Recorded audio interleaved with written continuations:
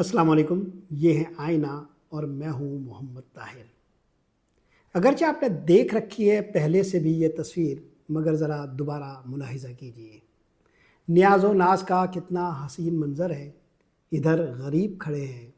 ادھر غریب نواز۔ محترمہ مریم نواز صاحبہ جو وزیر اعلیٰ پنجاب ہیں، انہوں نے UAE کے صدر جناب شیخ زید بن نہیان سے ملاقات میں ہاتھ ملایا ہے۔ اس ہاتھ ملانے کی تصویر گزشتہ کچھ روز سے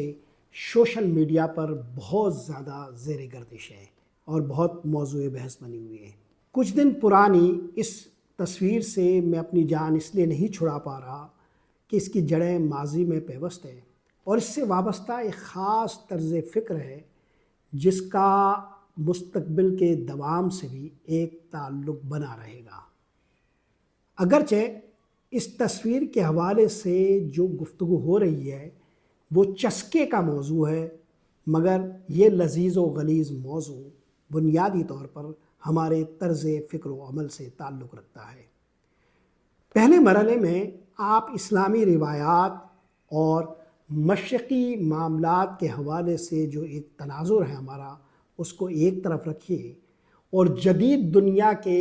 سفارتی تناظر کو سامنے رکھتے ہوئے ہی اس تصویر کا ایک موازنہ کر لیجئے۔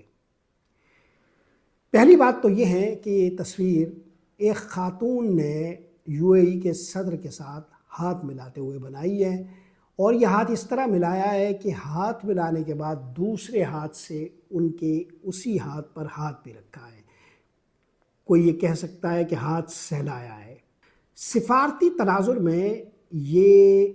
ایک معیوب بات سمجھی جاتی ہے، یعنی اگر آپ اسلامی روایات پر عمل پیرا نہ ہوں اور اگر آپ مشرقی آداب کا کوئی لحاظ بھی نہ رکھتے ہوں، تب بھی جدید دنیا میں مختلف حکمرانوں سے ملاقات کے لیے اور ڈپلومیسی کے چینل میں مختلف طرح کے جو ملاقاتوں کے انداز اور آداب ہے، اس حوالے سے بھی یہ ایک انتہائی معیوب طرز عمل ہے۔ عام طور پر سفارتی جو ملاقاتیں ہوتی ہیں اس میں آپ ہاتھ ملاتے ہوئے کتنا فاصلہ رکھیں گے اور ہاتھ ملانے کا انداز آپ کو کیا ہوگا، یہ سب کچھ سمجھایا اور سکھایا جاتا ہے۔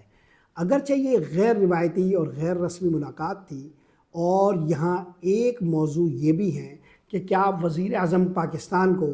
رحیم یار خان کے ایک علاقے میں شکار اور سیر سپاٹے کے لیے آنے والے UAE کے حکمران سے اس طرح پوری پلٹن کے ساتھ جا کر ملنا بھی چاہیے یا نہیں؟ ہمارے حکمرانوں کو یہ اندازہ بھی ہے کہ وہ ایک ملک کی نمائندگی کرتے ہوئے جب سیر سپاٹوں پر آئے ہوئے ان حکمرانوں سے اس طرح جا کر ملتے ہیں تو اس سے ملک کی عزت اور آبرو پر کیا فرق پڑتا ہے۔ مگر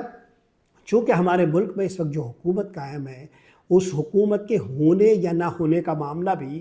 بہت سارے مباحث کے ساتھ جڑا ہوا ہے، اور فارم 47 سے تخلیق کردہ اس حکومت پر ویسے ہی بہت سارے اعتراض ہیں، اور یہ حکومت حالیہ دنوں میں طرز حکمرانی میں جو حکمرانی کے آداب ہے اس کا کوئی بہت زیادہ لحاظ اور خیال بھی نہیں کرتی۔ لہٰذا یہ موضوع ایک طرف رکھیے کہ کیا شہباز شریف صاحب کو اس پوری پلٹن کے ساتھ کہ جس میں نائب وزیر اعظم یعنی اسحاق ڈار جو وزیر خارجہ بھی ہے اور مختلف وزراء کے ساتھ اور اپنی بھتیجی وزیر اعلیٰ کے ساتھ اس طرح جا کر وہاں ملنا بھی چاہیے یا نہیں؟ لیکن اس تصویر کے 2-3 پہلو ایسے ہیں کہ جو ہمیں متوجہ رکھیں گے اور آئندہ دنوں میں بھی متعلق بناتے رہیں گے اس بحث کے حوالے سے، اس لیے یہ میرا آج کا انتخاب ہے۔ ہم ایک اسلامی تناظر رکھتے ہیں اور مشرقی روایات کے سختی سے لحاظ رکھنے والی ایک قوم بھی سمجھے جاتے ہیں۔ اگرچہ یہ سب کچھ بہت زیادہ ڈھکوسلے پر مبنی ہے، کھوکھلا ہے، اور پاکستان کا جو پورا معاشی اور سماجی ڈھانچہ ہے وہ بہت زیادہ سوالات سے آلودہ ہے، مگر PMLN کے حوالے سے یہ بحث اس لیے بہت زیادہ متعلق ہے کہ ماضی میں نواز شریف سے وابستہ مختلف دانشوروں نے، دائیں بازو کے دانشوروں نے یہ بحث کر رکھی ہے محترمہ بے نظیر بھٹو صاحبہ کے حوالے سے اور ان کی والدہ محترمہ نصرت بھٹو صاحبہ کے حوالے سے۔ دونوں خواتین اگرچہ زندہ نہیں ہیں، مگر محترمہ بے نظیر بھٹو صاحبہ اور محترمہ نصرت بھٹو صاحبہ کے حوالے سے دائیں بازو کے دانشوروں نے بہت سارے مباحث ماضی میں زندہ رکھے ہیں، اور اس کا پیرایہ یہی اسلامی روایات، اسلامی عقائد اور مشرقی روایات اور مشرقی آداب رہے ہیں۔ آپ اچھی طرح جانتے ہیں کہ جب محترمہ بے نظیر بھٹو صاحبہ پہلی مرتبہ پاکستان کی وزیر اعظم رہی تو پاکستان کے اندر عورت کی حکمرانی کے حوالے سے بہت سارے سوالات اٹھائے گئے، اور میں اپنی تحقیق کی بنیاد پر آپ کو یہ کہہ رہا ہوں کہ اس زمانے میں جو کتابیں سامنے آئی عورت کی سربراہی کے حوالے سے، وہ خاص طرح کے لوگوں نے لکھوائی تھی محترمہ بے نظیر بھٹو صاحبہ کے حوالے سے۔ یعنی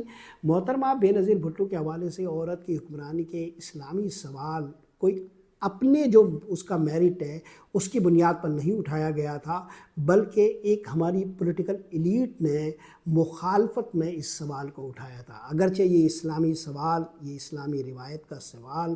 زندہ ایک سوال ہے اور ایک زندہ موضوع ہے، مگر چونکہ آج کی جدیدیت میں یہ سوال بہت زیادہ اجنبی ہو گیا ہے، لہٰذا میں صرف آپ کو پی ایم ایل این اور دائیں بازو کے دانشوروں کا ایک تناظر بتا رہا ہوں۔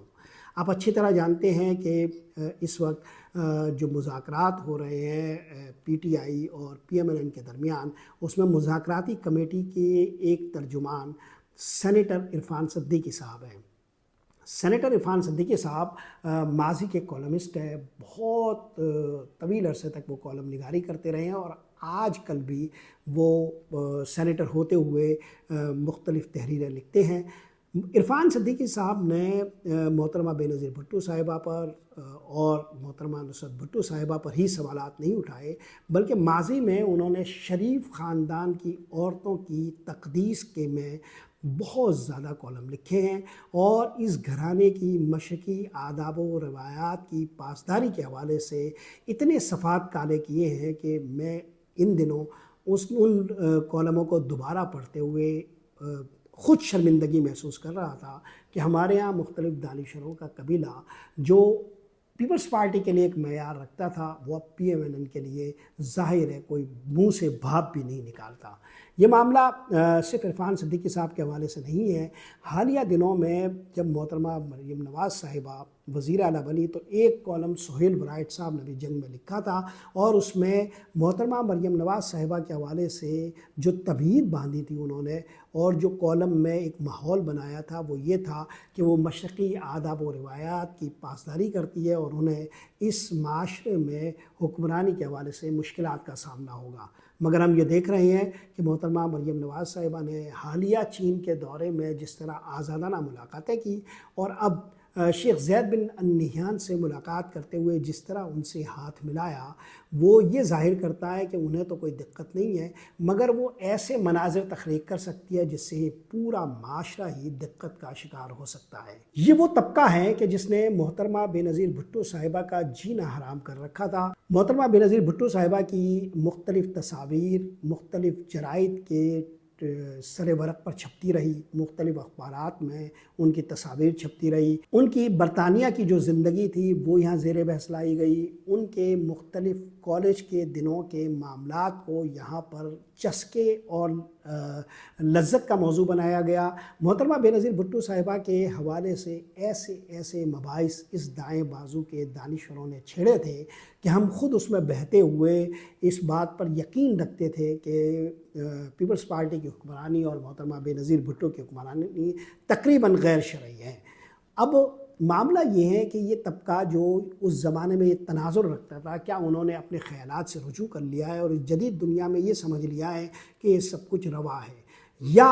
اگر وہ اپنی رائے اس زمانے میں جو رکھتے تھے اس پر اب بھی قائم ہے، تو کیا مریم نواز صاحبہ کے حوالے سے ان کی یہ تنقید آج موضوع بحث ہونی چاہیے یا نہیں؟ ہم دائیں بازو کے اس طرز فکر کا اگر جائزہ لیں تو جو بات سمجھ میں آتی ہے وہ یہ کہ ہمارا جو پورا بیانیہ ہے اور مسلم تہذیب کا جو پورا تناظر ہے وہ بنیادی طور پر ایک پولیٹیکل ایلیٹ کے ہاتھوں میں یرغمال ہے۔ پاکستانی معاشرہ جیسے بھی سوچتا ہو، پاکستانی معاشرہ اسلامی عقائد کی جن حوالوں سے اپنی مناسبتیں رکھتا ہو اور پاکستانی معاشرہ مشرقی تہذیب کے جن معاملات کو اپنی دانتوں سے باندھے ہوئے ہو، مگر جو ہماری پولیٹیکل ایلیٹ ہے اس کے لیے یہ ایک ہتھیار ہے، اس کے لیے یہ ایک ہیلا ہے، اس کے لیے یہ ایک بہانہ ہے، اس کے لیے یہ ایک ڈھال ہے، اس کے لیے یہ ایک چال ہے اور اس کے لیے ایک آر ہے۔ پوری مسلم تہذیب کو، پوری مسلم تاریخ کو اور تمام مسلم عقائد کو یہ طبقہ اپنی مرضی کے دانشوروں کے ذریعے اپنے مخالفین کے خلاف جب چاہے جیسے چاہے استعمال کر لیتا ہے۔ ہم دو طرح کے حکمرانوں کو یہاں زیر بحث لاتے ہیں، جس سے آپ اندازہ کر سکیں گے کہ ہمارا اصل میں جو پورا معاشرہ ہے وہ کس طرح سوچتا ہے۔ جنرل ضیاء الحق نے افغانستان کے اندر جو جنگ لڑی، اس وقت امریکہ افغانستان کی اس جنگ کا بنیادی طور پر سرپرست تھا۔ چنانچہ ہمیں سعودی عرب سے سرمایہ مل رہا تھا اور امریکہ سے مدد مل رہی تھی، جنگی ہتھیاروں کی مدد۔ اس جنگ کو جو ہم لڑے ہیں پاکستان کی سرزمین سے اور جو ہم نے افغان مجاہدین کی سرپرستی کی، اس کا تناظر پورا اسلامی چونکہ تھا اور یہ پورے جو مجاہدین تھے ان کو ہم سوویت یونین کے خلاف کھڑا کرتے ہوئے دائیں بازو کے نظریات کو استعمال کر رہے تھے۔ چنانچہ اسلامی تہذیب، اسلامی تاریخ ایک ہتھیار کے طور پر استعمال ہوئی اور امریکہ کے صدر نے ان مجاہدین کو جنگ آزادی کے جو امریکہ کے رہنما ہیں شروع کے، ان کے مماثل قرار دیا۔ یہاں جنرل ضیاء الحق صاحب نے ٹی وی پر پابندیاں لگائی، ٹی وی اینکرز پر جو سرکاری ٹیلی ویژن تھا ان پر ان کو دوپٹے سروں پر رکھوائے اور ہمارا ایک جو بظاہر منظرنامہ ہے وہ مسلم تہذیب و تاریخ کے مطابق بنانے کی کوشش کی۔ مگر جب یہی مجاہدین ہمارے لیے بوجھ بن گئے اور جب ہم افغانستان میں ایک دوسرے منظرنامے سے منسلک ہوئے جس میں امریکہ حملہ کر رہا تھا افغانستان پر، اور اب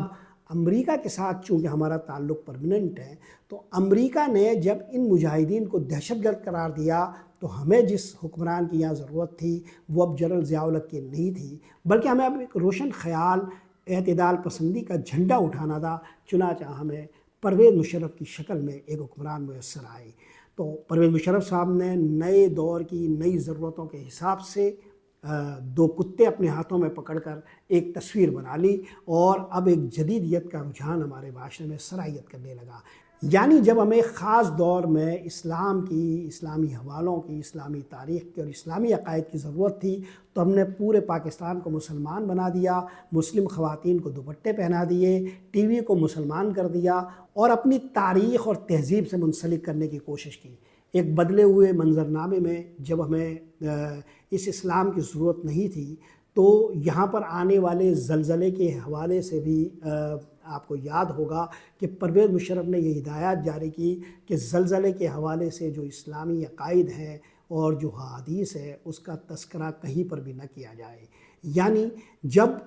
جس طرح کا ماحول ہوتا ہے اس طرح کی کینچلی یہ لوگ بدل لیتے ہیں۔ یہ ہماری پولیٹیکل ایلیٹ ہیں، یہ ہماری اصل میں ایلیٹ ہیں۔ تو پاکستان کا جو پورا اسلامی ڈسکورس ہے وہ یرغمال ہے ایک خاص طرح کی ایلیٹ کے پاس۔ اس ایلیٹ کے نمائندگی کرتے ہیں یہ تمام دانشور، چاہے وہ دائیں بازو کے ہو یا چاہے بائیں بازو کے ہو۔ یہ وہ تمام دانشور ہیں جو مختلف اوقات میں مختلف مقاصد اور ضرورتوں کے تحت کھپائے جاتے ہیں۔ ہمارے یہ تمام دانشور آج اس پورے معاملے سے لا تعلق نظر آتے ہیں، اس پر کوئی گفتگو نہیں کرتے، اس پر کوئی بات نہیں کرتے۔ اب آپ اندازہ لگائیے کہ محترمہ بے نظیر بھٹو صاحبہ پر جو تنقید کی گئی تھی، اس تنقید کے نتیجے میں محترمہ بے نظیر بھٹو مجبور ہو گئی کہ ہاتھوں میں انہوں نے تسبیح پکڑ لی اور تسبیح پکڑتے ہوئے اور سر پر دوپٹہ رکھتے ہوئے انہوں نے حکمرانی کی۔ اس پوری تنقید کے بعد بھٹو خاندان کی خواتین میں وہ تصویریں نہیں پیدا ہوئی جو شریف خاندان کے حوالے سے آج کل ہم دیکھ رہے ہیں۔ یعنی ایسی تصویریں تو بھٹو خاندان سے بھی اب سامنے نہیں آتی۔ آصف زرداری کی جو دو صاحبزادیاں ہیں وہ بھی بہت زیادہ احتیاط برتتی ہیں، حالانکہ ان کا جو پورا پس منظر ہے، پیش منظر ہے اور تہ منظر ہے، وہ اس پس منظر، پیش منظر اور تہ منظر سے مختلف ہے جو شریف خاندان کا ہے۔ لیکن شریف خاندان کی جو خواتین ہیں وہ اب جس طرح کے ماحول میں ہمیں نظر آتی ہے وہ ماحول زرداری خاندان کے گھریلو ماحول سے بھی کافی ایڈوانس محسوس ہوتا ہے، مگر ہمارے جو دانشور ہیں، ہمارا جو انٹلیکچوئل طبقہ ہے اور ہماری جو ایلیٹ ہے وہ اس بات سے اس لیے لا تعلق ہے کہ انہیں اس وقت اس کی ضرورت ہے۔ یہ ہماری بدقسمتی ہے کہ ہماری پوری پولیٹیکل جینیالوجی اسلام دشمن ہے۔ ہمارا معاشرہ جو اسلام دوست ہے اسے اسلام دوستی کے اس ماحول میں رکھتے ہوئے ہماری یہ پولیٹیکل ایلیٹ اپنی اسلام دشمنی کو ایک خاص طرز فکر سے، ایک خاص حکمت عملی سے چھپائے رکھتی ہے، اور اس میں استعمال جو ہوتے ہیں بیچ کے لوگ وہ دانشور ہیں، وہ علماء کرام ہیں، وہ مذہبی جماعتیں ہیں، اور وہ تمام لوگ ہیں جو مخصوص حالات اور اوقات میں مختلف سیاسی حوالوں سے، صحافتی حوالوں سے اور مذہبی حوالوں سے استعمال کیے جاتے ہیں۔ ان تمام لوگوں پر دھیان رکھنے کی ضرورت ہے اور ہماری جو پوری تاریخ ہے اس کو دوبارہ کھنگالنے کی ضرورت ہے۔ محترمہ مریم نواز صاحبہ کی یہ تصویر محض ایک تصویر نہیں ہے، یہ تصویر صرف ایک رواداری سے دیکھے جانے والی تصویر بھی نہیں ہے کہ جیسا کہ کچھ لوگ کہتے ہیں کہ ہمیں سیاست میں اس طرح کی باتیں زیر بحث نہیں لانی چاہیے، بلکہ یہ تصویر ایک تناظر دیتی ہے کہ تاریخ میں ہم کیسے تھے اور آج ہم کیسے ہیں۔ یہ تصویر ایک تناظر دیتی ہے کہ ہمارے دائیں بازو کے دانشور اپنے طرز فکر و عمل میں کیا رقاقت، کیا منافقت اور کیا خباثت رکھتے ہیں۔ یہ تصویر دراصل عریاں کرتی ہے ہماری اس پوری ذہنیت کو کہ جو یرغمال ہے پولیٹیکل ایلیٹ کے ہاتھوں اور استعمال ہونے کے لیے ہمہ وقت تیار رہتی ہے۔ اس تصویر کو دفن سوشل میڈیا نے نہیں ہونے دیا، یہ تصویر ہماری تاریخ میں بھی دفن نہیں ہوگی۔ ہماری مسلم تہذیب کی اصلی روایتوں میں اس تصویر پر دھتکار جاری رہے گی اور اس تصویر پر ملامت ہوتی رہے گی۔ آج کے لیے یہی کچھ۔ محمد طاہر کو اجازت دیجیے۔ اللہ نگہبان۔